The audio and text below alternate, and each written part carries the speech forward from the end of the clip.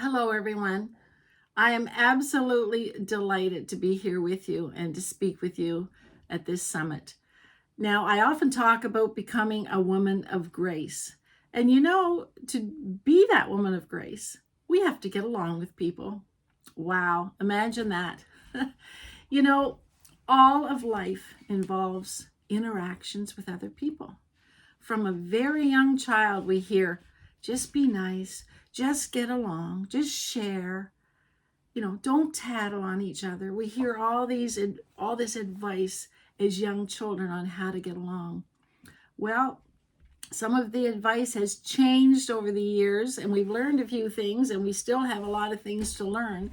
So I'm here to talk to you today about some ways that we can boost, not just maintain, but boost our emotional and mental well-being while we're in the throes of some difficult relationships. Now, most relationships are wonderful. They're nurturing, they're warm, they're inviting, and we feel great about some of our relationships and interactions with other people. But I'm sure that all of us have those relationships that are difficult. They're complex, they're upsetting, they're problematic in many ways. They could be codependent relationships, narcissistic relationships, perhaps, just otherwise difficult, and we use the word dysfunctional relationships. Now, before I get into 7 ways to fast track our emotional well-being and mental well-being, I'm going to talk a little bit about dysfunctional and what I think it means. I just think it means the opposite of functional. If something is functioning well, it's working well. Things are going okay, not perfect, but okay. If it's dysfunctional, it's not working. It's not okay. Now, you hear people often say, everybody comes from a dysfunctional family of origin. All relationships are dysfunctional in some way.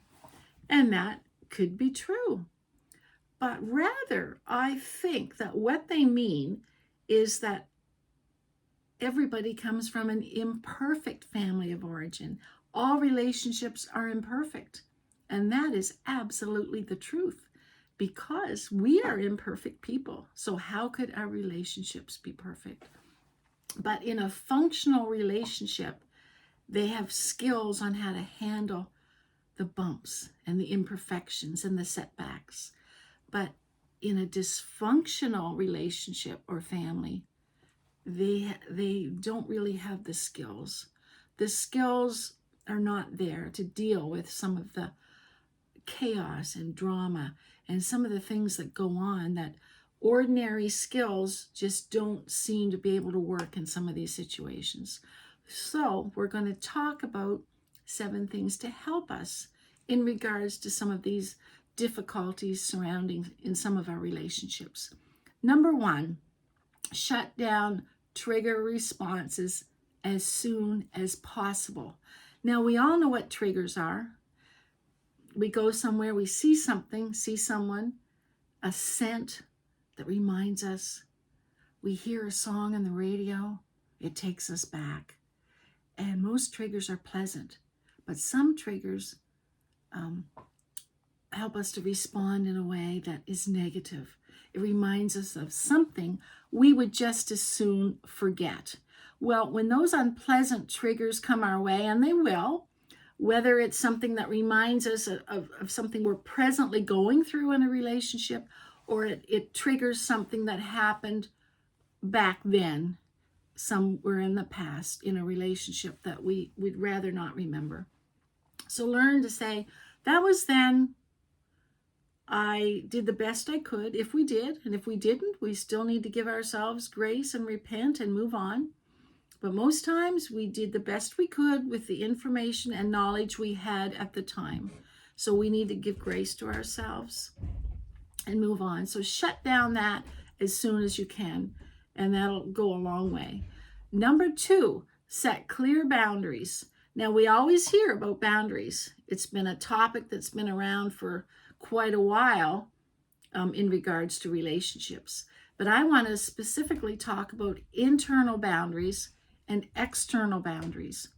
Now, the internal ones are the things that we tell ourselves, things we will do or not do to protect ourselves. We might say something like, well, the next time somebody tries to press my buttons or tries to upset me, I'm not going to react the same way. Or we might say something like, I'm not going to share so much of myself with that person anymore. Those are internal boundaries that we decide to do internally, of course. Okay, external boundaries are the ones that we put out there with other people. For instance, we will say to someone, you know, if you call me after 10 o'clock at night, I will not answer. The phone will not ring. I'll have it silenced because I have an early morning.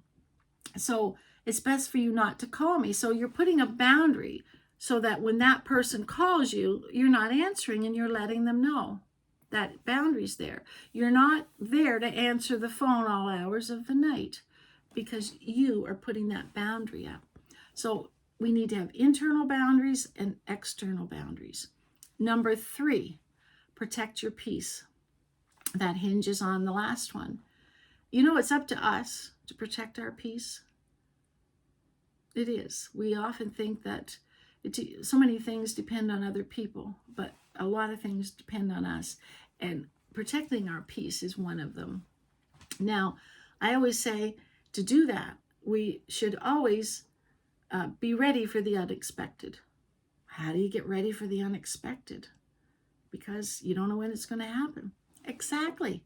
Well, when things happen, suddenly, say you get a text from somebody and it's unsettling. It's just something that you'd rather not deal with. It's just something that is a problem.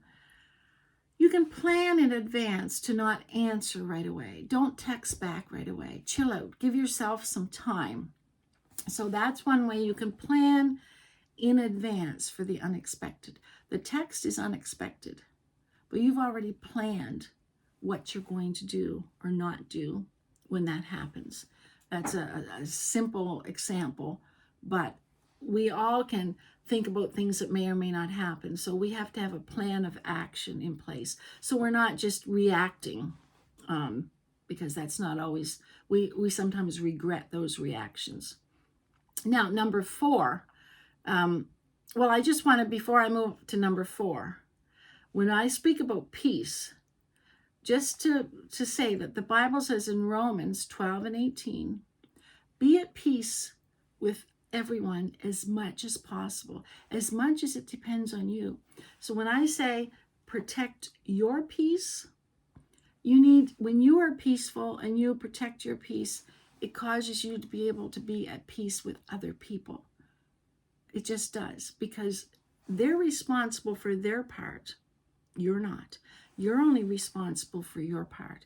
And you want to be at peace as much as possible. It doesn't always work, but you will do your part.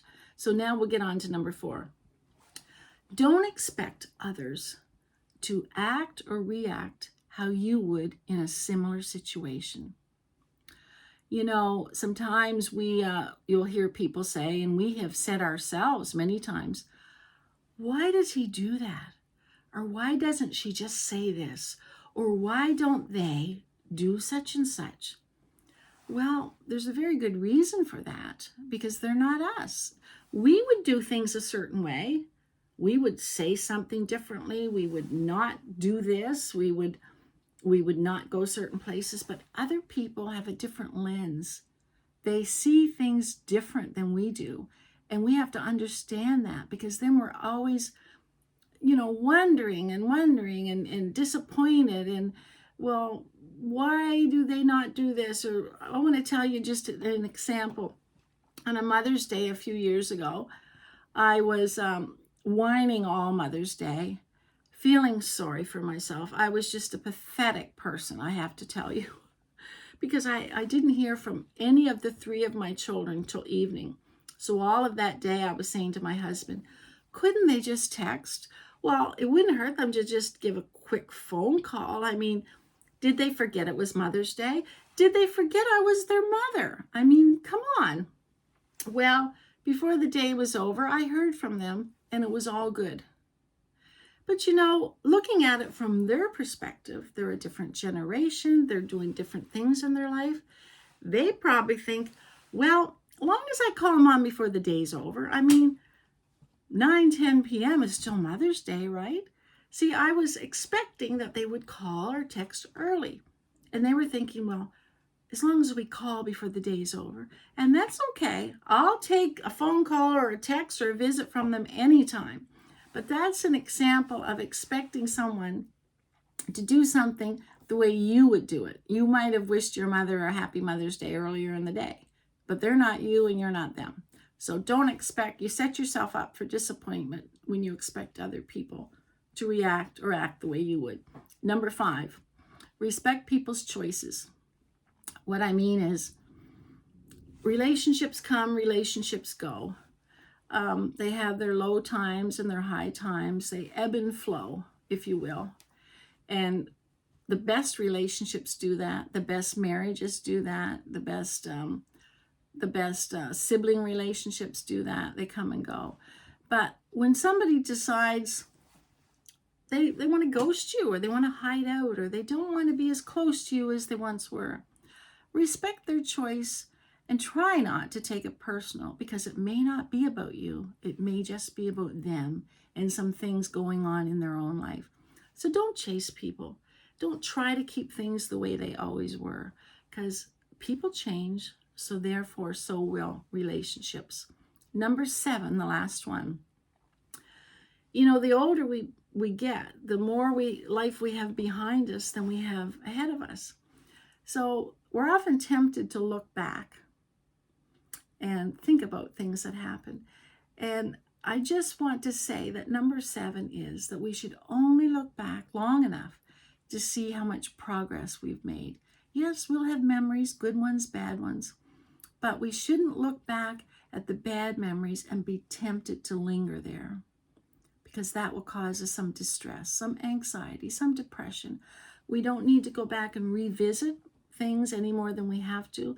We don't have to rehash them any more than we don't have to rehash them at all or regret them unnecessarily. If we made a mistake, we've repented, then we move on.